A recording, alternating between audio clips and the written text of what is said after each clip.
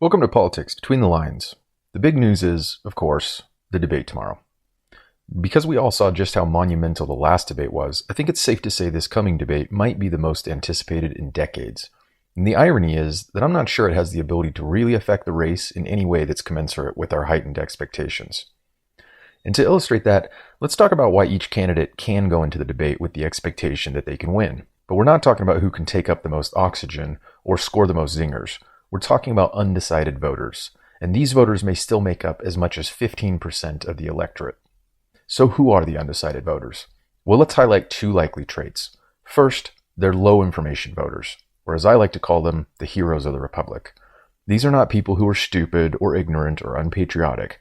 They're people who have chosen to go play catch with their kid instead of watching a video on politics. And secondly, we have conservative, Republican-leaning voters who are turned off by Trump. This has shown up again and again in focus groups, but it's also intuitive based on Trump's campaign as a divider. He's someone who's as likely to attack fellow Republicans as he is to attack his opponents. In fact, you could say that these are the last of what we used to call the double haters.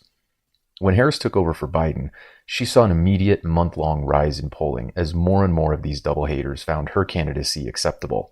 But not all, and these early gains seem to have been largely exhausted. Knowing who these undecided voters are makes it really obvious why Trump should have a great deal of confidence that he can win this debate. Firstly, many of them lean Republican naturally.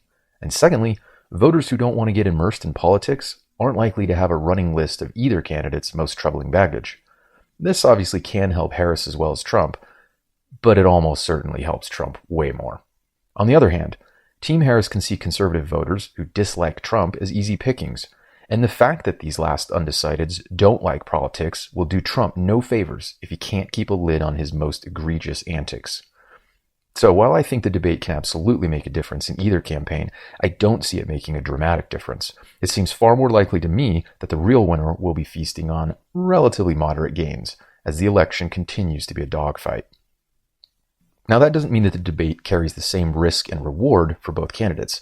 You might have noticed that Trump seems to have control of his destiny. And while I did mention easy pickings for Kamala, let's be honest, the real meat would be if Trump cooks himself. So theoretically, Trump should take a strategy of safety. After all, he needs to not repulse people who don't like politics, probably for this exact reason, and he needs to reassure people who would naturally be inclined to his party anyway. And Kamala should take a higher risk strategy, because all of her upside in one way or another depends on Trump's cooperation.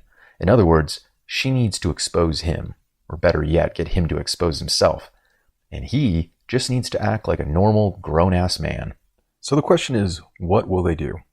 And this is where I think it gets really exciting, and why this debate has so much anticipation. Because on the one hand, you have Donald Trump, who seems to hold all the advantages. He just needs to not fuck it up. But it's Donald Trump.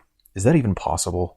On the other hand, we have Kamala Harris, a woman whose education, experience, and career have been spent honing her ability to expose lies and crimes. That's a world of order and rules. It's a world of careful preparation and clear logic. On a debate stage with Donald Trump, does that world even exist? Tomorrow, we'll find out.